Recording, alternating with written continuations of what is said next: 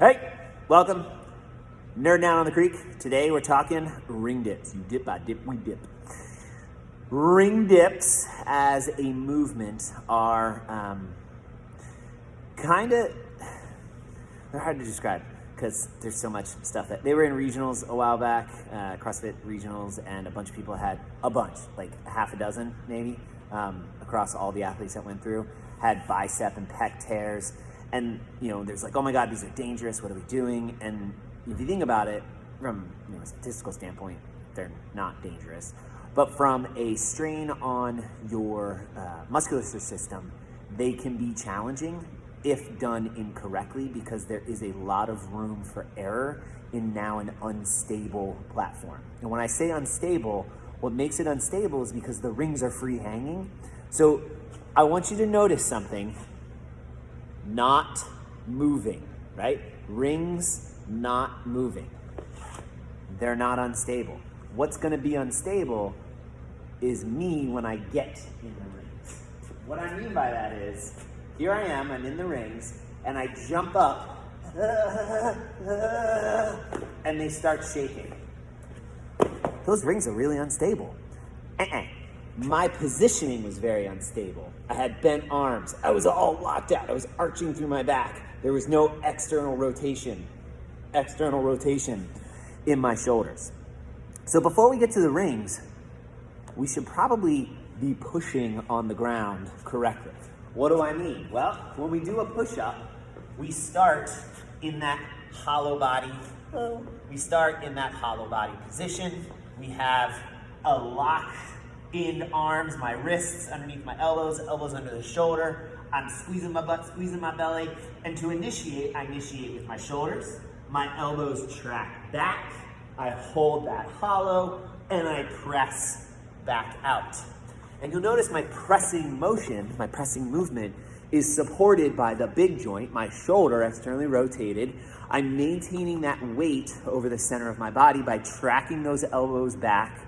I get to full range of motion, and as I press back out, core to extremity, because my core is staying nice and tight, and I'm pressing out through the main joint core to the extremity, core to the extremity.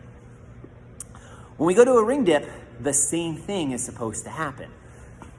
Imagine, if you will, I'm squatting like this. It's just weird. We initiate with our hips back, knees go out. I'm hitting the pole. Knees go out, and I come down to full range of motion. Well, on my dip, it's the same setup. Hashtag not a gymnast, still working on movement.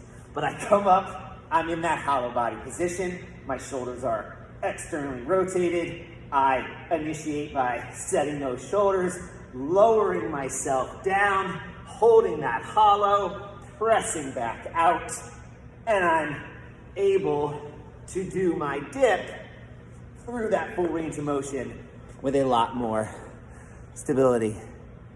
Whew. We're not going to talk about kipping in the dip today. Strict strength leads to sound kipping motion. But what I will say is when we scale this dip, which a lot of folks in the morning class did really, really well. We scale it so that we can maintain that position through the full range of motion. What do I mean by that? Well, if I need to keep support because I can't quite get into this position, well, I can use my toes. I stay on my toes. I lower myself down to that full range of motion, little bend in the knee, little hinge in the hip, but most importantly, my upper body, shoulder, elbow, wrists are staying right on track. And this scale can be lessened with less toe. I can do a good lower, and use the little kick out from the bottom. I can change that to whatever I need to keep that nice, solid, stable, sound, mechanically efficient pushing motion in the rings. All right, that's the ring dip. You dip, I dip, we dip. See you on the creek.